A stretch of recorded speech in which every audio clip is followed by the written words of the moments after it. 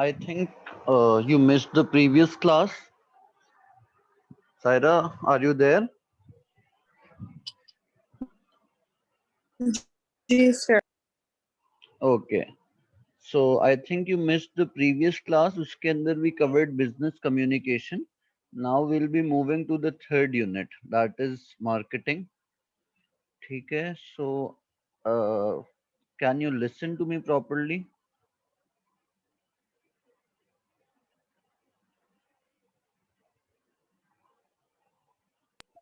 Ji sir. I can listen Okay. to you. Okay, so we're done with the first two units. Now we'll be going to the third unit, that is marketing.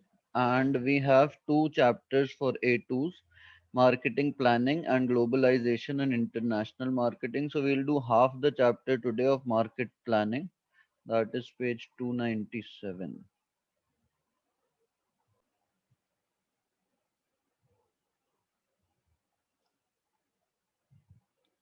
Hello,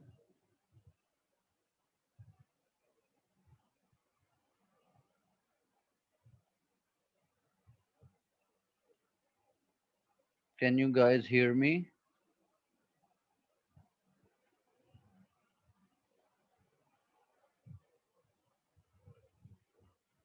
ji sir.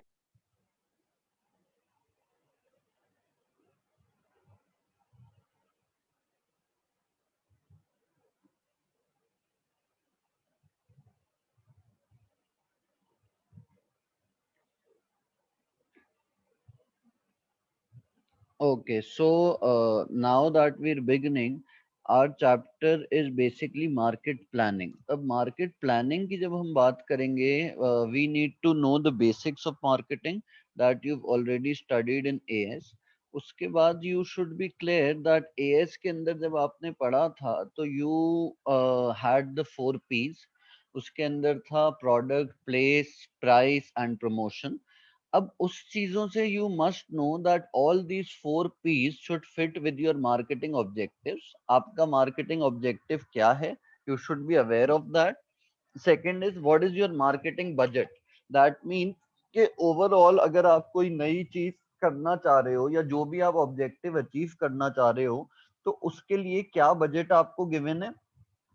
And the last one is that each other to create an integrated marketing mix. Now all the 4 P's should be going towards the same objective and they should be like integrated in a way कि वो एक complete marketing mix बना रहे हो. ठीक है.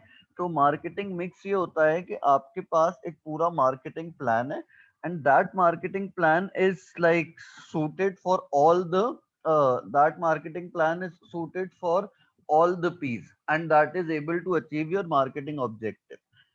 अब जो आप एक marketing plan बनाते हो तो marketing plan should have these few things like it is important. सबसे पहले marketing plan क्या होता है? ये एक fully researched detailed written report होती है जिसके अंदर आपके marketing objectives लिखे होते हैं और marketing objectives के साथ marketing strategy होती है of how to achieve them. ठीक है. Saira, just a minute. Let me see if anyone else has joined in. Okay sir. No one is there. Okay. तो ये होता है आपका मार्केटिंग प्लान. इसके अंदर की कंटेंट्स क्या होते हैं? सबसे पहले तो you should have a purpose कि हम हमारा मिशन क्या है बिजनेस का. ठीक है. अगर वो नहीं होगा so you would not be able to go, you wouldn't have the directions. ठीक है. The second thing is that you do a situation analysis in which you tell where the firm is right now. Then we have a vision where you say that this is the point where we want to go in terms of marketing because now we're studying marketing. तो आप एक marketing objective बनाते हो और एक strategy बनाते हो जिसके अंदर आप बताते हो कि आप इसको किस तरीके से अचीव करोगे. ठीक है. When you've made the strategy, so you turn that strategy into appropriate marketing tactics. ठीक है. वो मार्केटिंग टैक्टिक्स जो होती हैं उसको हम मार्केटिंग मिक्स बोलते हैं और marketing mix is basically the 4 P's and you have to integrate those 4 P's in a way कि वो सारी चीजें आपके ऑब्जेक्टिव की तरफ जा रही हों. इसका मतलब ये है that if I want to open a high end restaurant that means my product is like a high brand, तो मेरी प्लेस भी फिर ऐसे ही हो, मतलब मैं यही बोलूं कि प्लेस भी समवेयर नियर डिफेंस हो, where my target audience is, and basically the people who spend a lot of money are there. Secondly मेरी प्रमोशन जो हो वो इस तरीके की हो कि वो प्रमोशन डिस्काउंट्स और वो नहीं, but it should be very, the ambience should be very good, and I should charge high price because the overall marketing mix shows that my product is like that. Okay, तो अब आपके पास strategy या marketing mix के बाद एक budget होना चाहिए, और उस बजट में आप क्लियरली डिफाइन करो कि भाई मैं इतने पैसे इस चीज पे लगाऊंगा। अब आप अपनी एडवर्टाइजिंग में इतने पैसे लगाओगे, मार्केटिंग मिक्स में इतने पैसे लगाओगे, so you should clearly define your budget, और उस बजट को कैसे यूज करोगे, and finally you show us like the time frame कि इतने टाइम में हम ये अचीव करने वाले हैं। ठीक है, so we will be discussing the overall marketing plan completely. सबसे पहले आपका होता है पर्पस एंड मिशन। तो पर्पस और मिशन ये है कि कोई भी काम करने से पहले it is very very important that you should have an objective और अ मिशन और अ पर्पस और अ गोल टू अचीव। और अगर आपके पास ये नहीं होता, so you would not be able to understand कि हमें करना क्या है। ठीक है, तो फॉर अ पर्पस और अ मिशन इट्स इम्पोर्टेंट कि आप ओवरऑल बिजनेस का बैकग्राउंड देखो, और आप देखो कि वो किस ऑडियंस को सपोर्ट करता है। Then only you go on to make a purpose और अ मिशन कि हम इन द नियर फ्यूचर क्या करना चाहते हैं। Second is you have a situation analysis in which you analyze कि where do you stand right now and where can you go in like the next year। ठीक है, जैसे अब हमारे पास कोविड आया तो situation analysis, even if the businesses who were doing very well were hit badly, so they had to do the situation analysis in which they need to understand where do they stand right now and what do they need to do in order to survive in this situation। ठीक है, तो इसके अंदर आपके पास 5 main areas होते हैं। सबसे पहले आप जो है वो प्रोडक्ट एनालिसिस करते हो। तो ये जो आपका नए बिजनेसेस के लिए नहीं, बट पुराने business have to do a product analysis in which they need to understand that if the product is still selling in the market, or it has reached saturation point, or is it at the growth point, you need to understand that। Second is target market analysis. अब आपको अपनी target market के like customer profiles देखने, फिर आपने ये देखना है कि आपकी नीश मार्केटिंग होती है या मास मार्केटिंग होती है, फिर ओवरऑल कंज्यूमर्स के आपके प्रोडक्ट, आपकी कंपनी, आपके ब्रांड के लिए क्या परसेप्शन है, like how do they feel about your brand, that is what target market analysis is. Next is competitor analysis. Competitor analysis is when you try to understand what your competitor is doing। ठीक है, आपको ये चीज, आपको अपने competitor के strength, weaknesses, overall उसका marketing mix, ये सब जानना है। And you need to know that whether there are new competitors coming in, या वही कंपेटिटर्स चल रहे हैं, या is there something that your competitor is doing and you are not doing, या what price are they charging। all this comes in competitor analysis।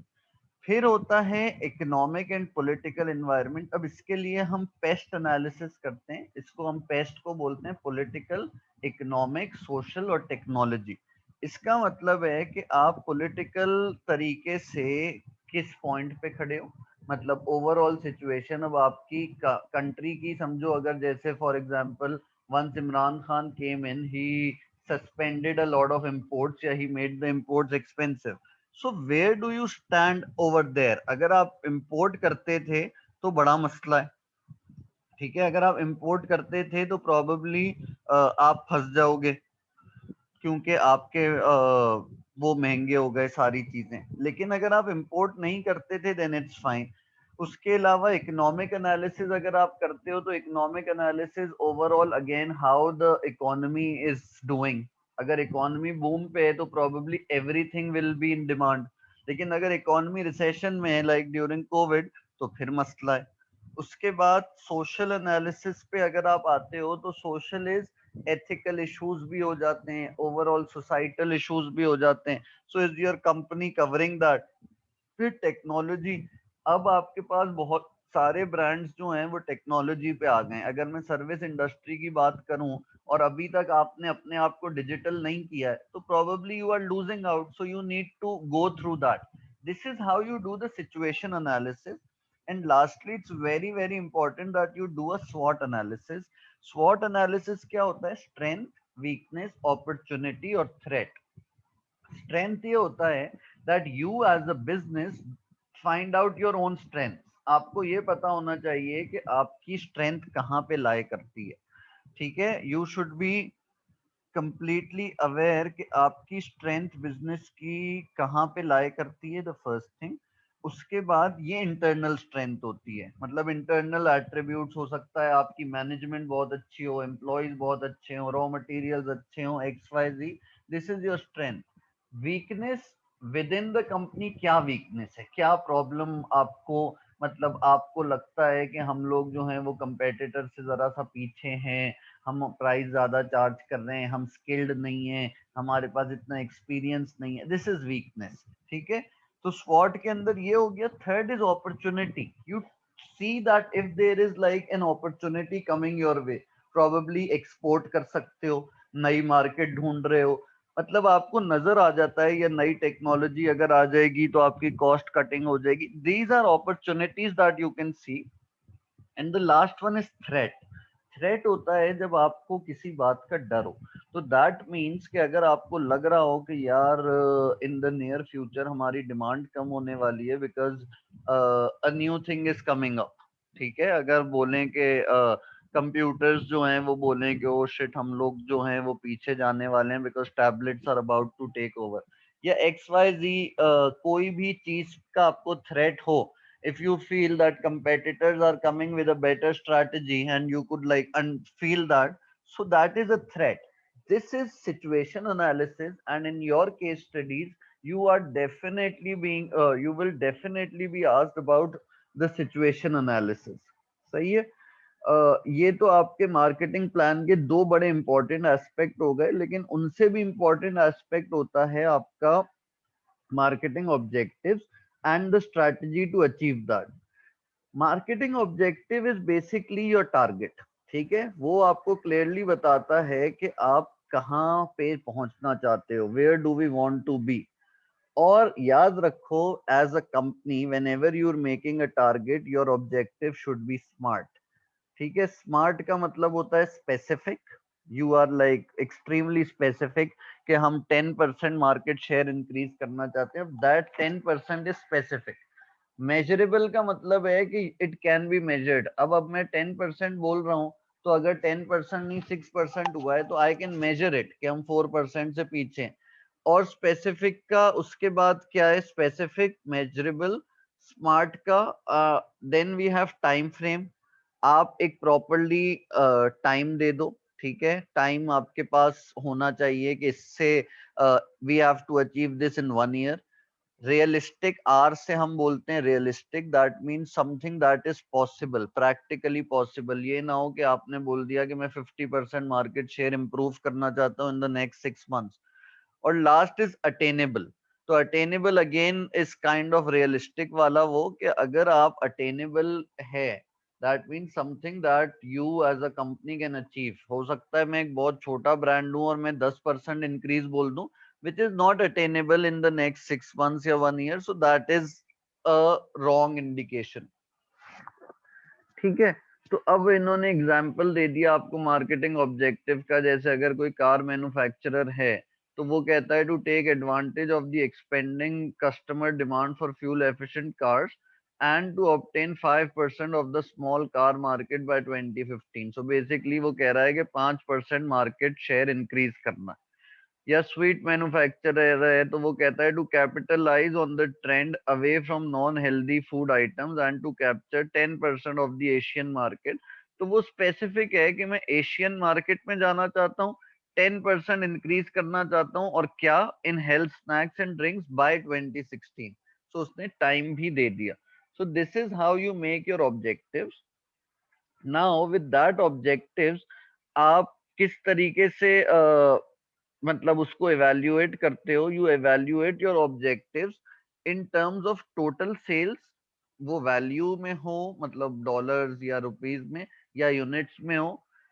Apart from that आप market share के through अपना objective बता सकते हो, आप overall sales growth बता सकते हो कि हम चाहते हैं कि हमारी सेल्स 20% से ग्रो कर दें, और वरना फाइनेंशियल टर्म्स में भी बता सकते हो कि we as a company want to increase our sales by 50,000 rupees.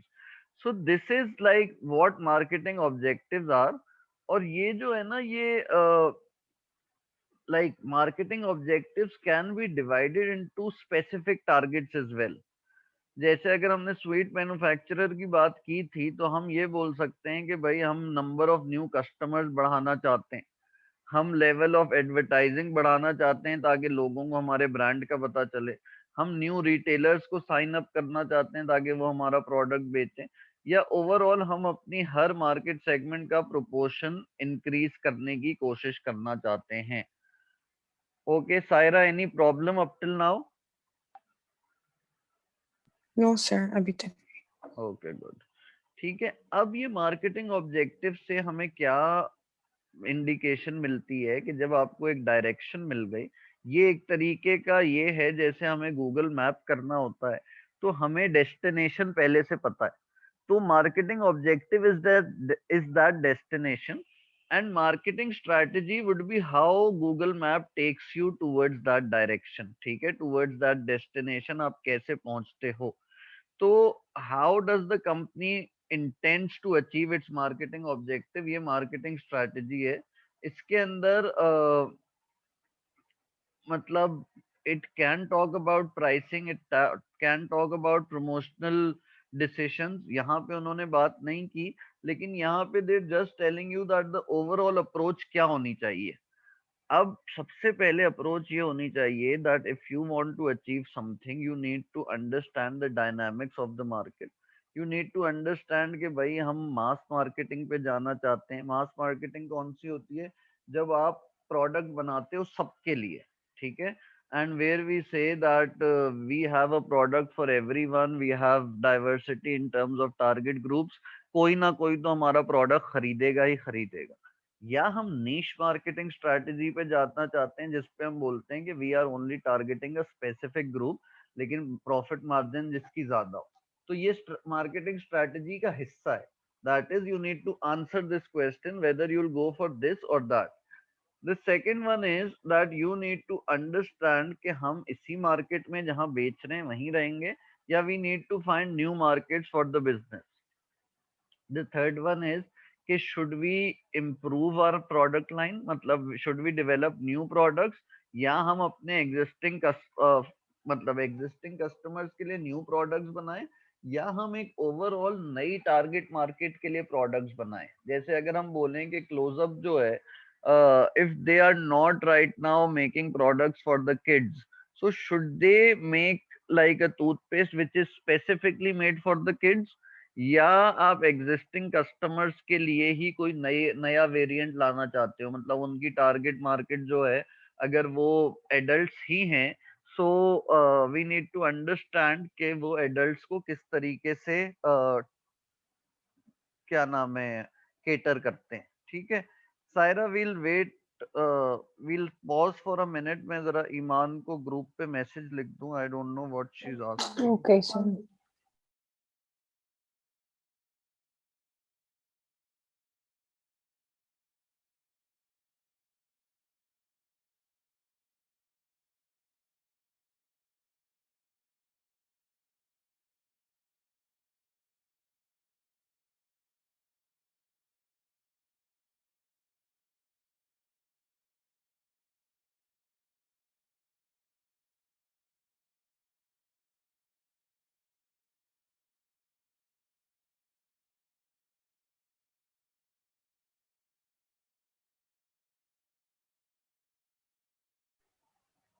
Okay Saira, I am back, sorry.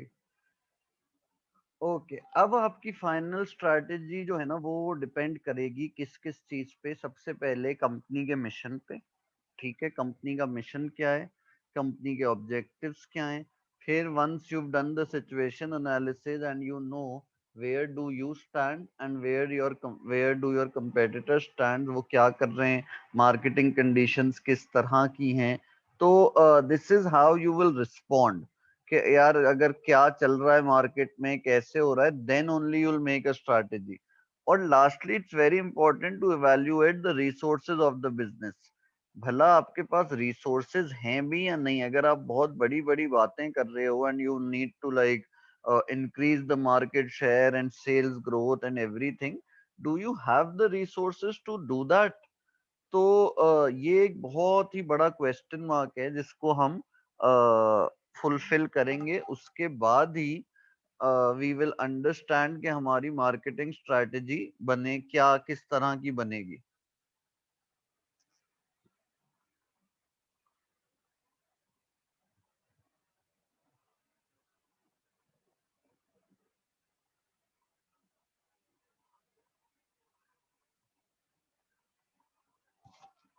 Okay, अब जब आपके पास ये स्ट्रेटेजिक डायरेक्शन आ जाएगी मार्केटिंग स्ट्रेटेजी की, so you can make the tactical marketing decisions जो हम बात करेंगे।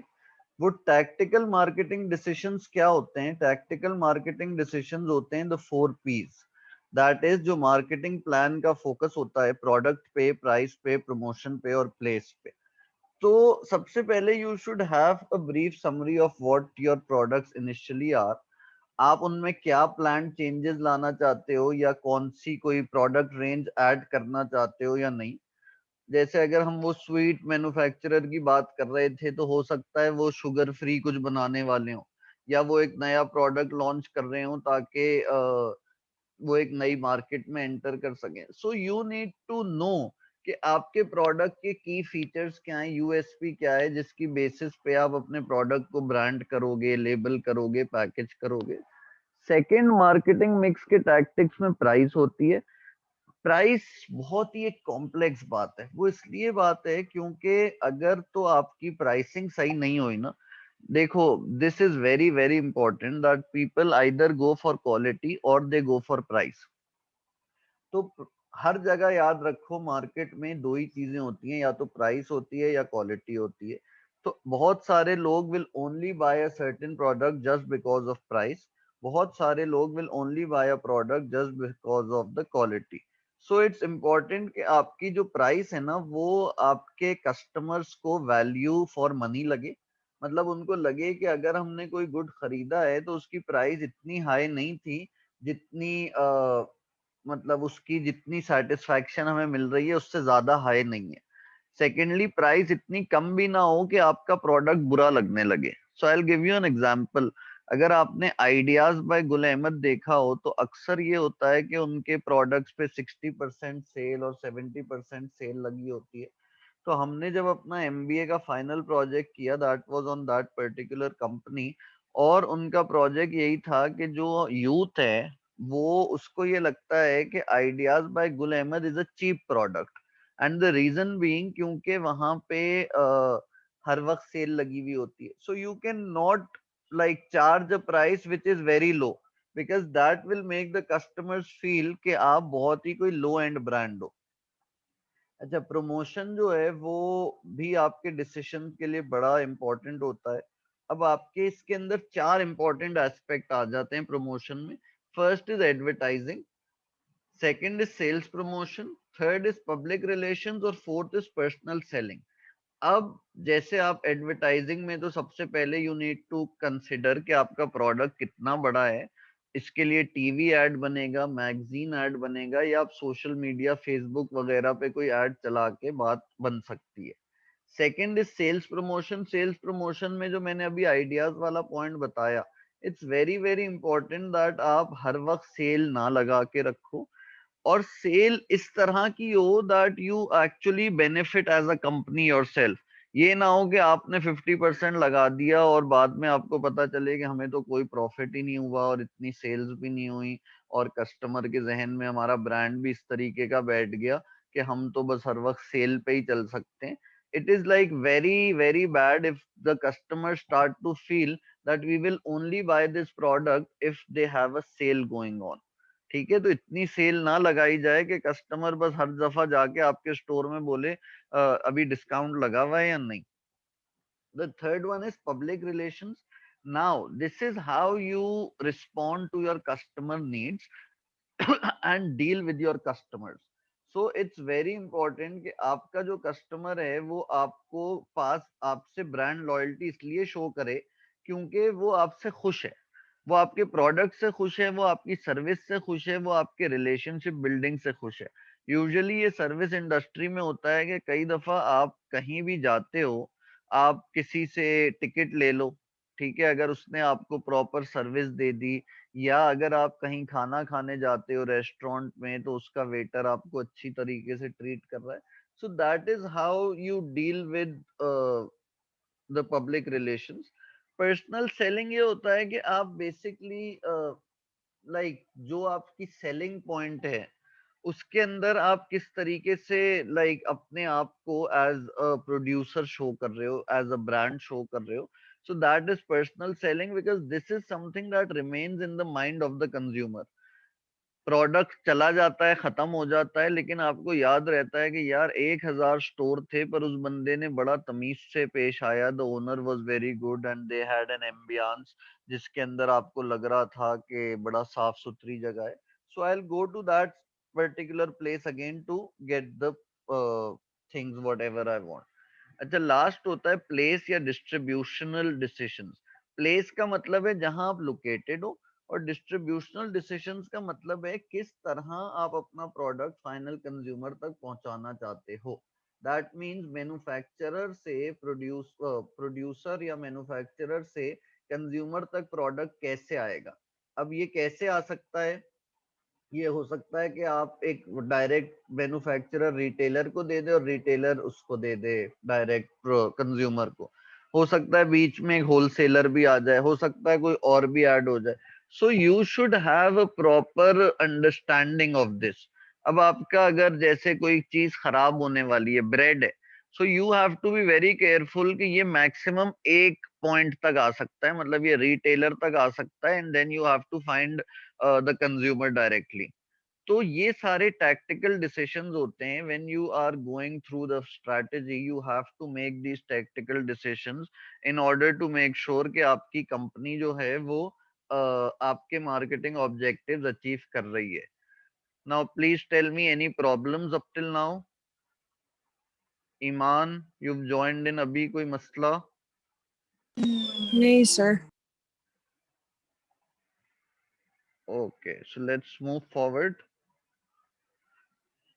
ओके, मार्केटिंग ऑब्जेक्टिव्स में अगर आपके पास जैसे आपका मार्केटिंग ऑब्जेक्टिव था to increase your market share by 15%, तो आपकी मार्केटिंग स्ट्रैटेजी क्या होगी? आप कहोगे कि मैं मास मार्केटिंग करता हूं जिसके अंदर मैं बड़ी वाइड मार्केट बना लूंगा और मैं सेवरल कंट्रीज में चला जाऊंगा, एक कंट्री से हट के। अब इस पे आपकी प्राइस टैक्टिक क्या होगी? क्योंकि हमेशा याद रखो मास मार्केटिंग का मतलब है कि आप बहुत बड़ी पब्लिक को टारगेट कर रहे हो, तो मैं हाई प्राइस नहीं चार्ज कर सकता। मेरी प्राइस जो है वो लो प्राइस होगी, जिसके अंदर मैं कहूंगा कि भाई पेनिट्रेशन प्राइसिंग होती है व्हेन यू आर चार्जिंग लो।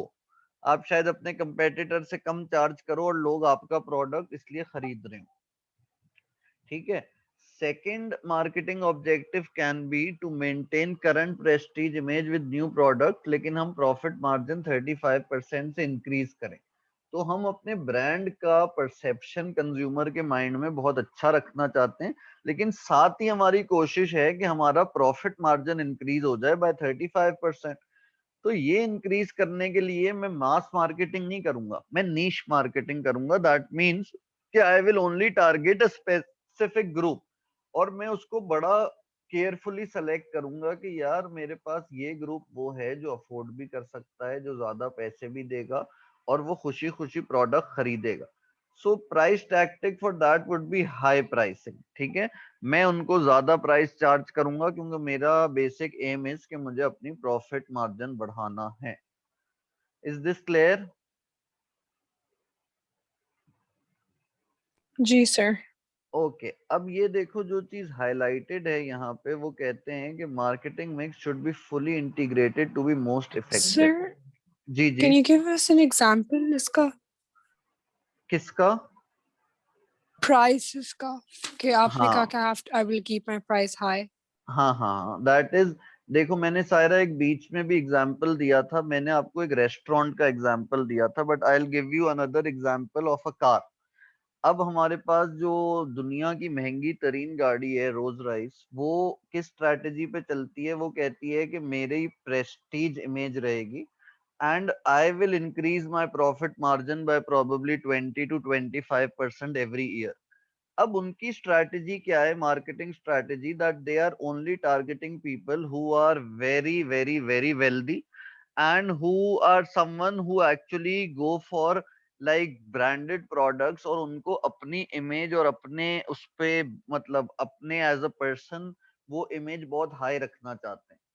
तो Rolls Royce can like charge them whatever price they want, ऐसा उनका जितना दिल चाहेगा ना, क्योंकि उनको पता है these people will still by the product. ठीक है, ये होता है लाइक नीश मार्केटिंग का मार्केटिंग ऑब्जेक्टिव। और अगर आप और बात करो तो आई will give you another example, जैसे कोलाची है। कोलाची इन Karachi is someone who's also targeting people with like who are wealthy, who are even businessmen जो अपने लोगों को खाना खिलाने बाहर से ला रहे होते हैं। तो उनकी भी आप प्राइस टैक्टिक देखोगे तो they will show that prices are high but the quality is extremely good and the overall experience you have in Kolachi is amazing। तो इस वजह से वो कहते हैं कि हम आपको हाई प्राइस चार्ज करेंगे। अब मैं आपको मास मार्केटिंग वाला वो मतलब ऑब्जेक्टिव पे बात करता हूँ। कई कंपनीज होती हैं, जैसे अब आपके ये लोकल लोकल नहीं, ये जो मल्टीनेशनल्स हो गई जैसे यूनिलीवर और पीएनजी, ये कहते हैं कि भाई मुझे सर्फ एक्सेल की डिमांड जो है ना, वो सेल्स जो है वो 10% से इंक्रीज करानी। अब सर्फ एक्सेल जो है वो एक गरीब आदमी भी यूज करता है, एक अमीर आदमी भी यूज करता है, एक मिडिल क्लास आदमी भी यूज करता है। Everyone almost uses Surf Excel का 10 रुपए वाला पाउडर। ठीक है, 10 रुपए वाला packet is used by everyone. So they make sure कि हमारी मास मार्केटिंग इस तरीके से हो जाए कि हम कोई एड ऐसा निकाल दें that everyone goes crazy and से कि हमें तो सर्फ एक्सेल ही खरीदना है। और उनकी प्रोबेबली प्राइस टैक्टिक ये होगी कि हम कोई बहुत हाई एंड चार्ज नहीं करेंगे, बट हम ओवरऑल सेल्स इंक्रीज करने की बात करेंगे। ठीक है, अब मुझे बताओ क्लियर है ये? जी सर। ओके, अब जब ये क्लियर है तो ये बात याद रखो कि it is very very important that the marketing mix should be fully integrated. Fully integrated का मतलब है कि ये एक दूसरे को सपोर्ट कर रहे हो। ये ना हो कि प्रोडक्ट तो बड़ा ही हल्का था और प्राइस बहुत हाई चार्ज कर लिया आपने और उसकी वजह से क्या हुआ कि सेल ही नहीं हुई। ठीक है, तो चारों पीस जो हैं they should be link to each other और कंज्यूमर्स जो हैं वो कंफ्यूज ना हो। अब आपने एक हाई इमेज प्रोडक्ट को अगर लो प्राइस पे डाल दिया, या एक बहुत ही हाई इमेज प्रोडक्ट बनाया और वो ऐसी जगह पे बना लिया जहां बहुत अमीर लोग ना रहते हो, तो your product will immediately fail. ठीक है, so you need to understand कि हम किस तरीके से चलते हैं। अच्छा, इसके अलावा आपके पास मार्केटिंग बजट आई थिंक होता है। मार्केटिंग बजट इज समथिंग जो आप जो भी डिसीजन लेते हो ना, आपको याद रखो उसके फाइनेंशियल इम्प्लीकेशंस होते हैं। और आपका जो भी मार्केटिंग प्लान हो वो ये बताना जरूरी है उसमें कि आपको कितने पैसों की जरूरत है अपनी मार्केटिंग स्ट्रैटेजी बनाने में और टैक्टिक्स को लाने में। दूसरा, आपकी ओवरऑल सेल्स, मतलब एक आप सेल्स फोरकास्ट कर लेते हो कि आपकी सेल्स कितनी हो सकती हैं, ताकि आप अपना एक्सपेंडिचर और एक्सपेक्टेड सेल्स को कंपेयर कर सको। अगर ये सब चीज होगा then only you will be able to meet the plans overall objectives. तो आपको ये बात क्लियरली मार्केटिंग बजट में डिफाइन करनी होती है कि आपका कितनी अमाउंट स्पेंड हो रही है एडवर्टाइजिंग पे, कितनी हो रही है मार्केट रिसर्च पे, कितनी हो रही है प्रमोशनल टेक्निक पे। और ये आप मंथ बाय मंथ का एक फाइनेंस डिपार्टमेंट को दे देते हो ताकि उनको पता हो कि भाई हमें कितने पैसों की जरूरत है, और वो they can make their own sales forecast. Sorry, sales forecast कह रहा हूँ, they can make their own cash forecast कि हमारे पास भला इतने पैसे हैं भी या नहीं। Okay, the last thing is executive summary and time scale. अब ये आपका ओवरऑल जो चीजें हमने सारी डिस्कस की उसकी एक समरी होती है। ठीक है। और एक टाइम स्केल क्या चीज है कि आप टाइम बता देते हो कि whatever we have talked about वो इतने इतने टाइम में हमारा इम्प्लीमेंट हो जाएगा and we will be able to achieve the final objective in this time. ठीक है, अगर आप ये कर लोगे, अगर आप टाइम स्केल डिफाइन नहीं करोगे तो किसी प्लान का कोई फायदा ही नहीं है। अब मैं बोल दूं कि हाँ सिलेबस खत्म हो जाएगा हमारा, भाई सिलेबस खत्म हो जाएगा, मई में खत्म होगा, अप्रैल में खत्म होगा, मार्च में खत्म होगा। इस हिसाब से बच्चों को पता हो ना कि then only they will be able to understand कि हमें पास्ट पेपर टाइम कितना मिलेगा, हम कैसे तैयारी करेंगे।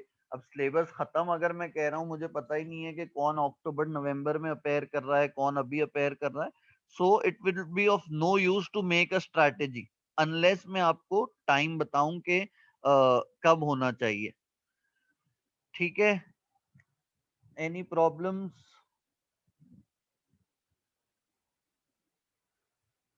Girls, any problem? अच्छा सायरा ही है खाली, ईमान ने तो फिर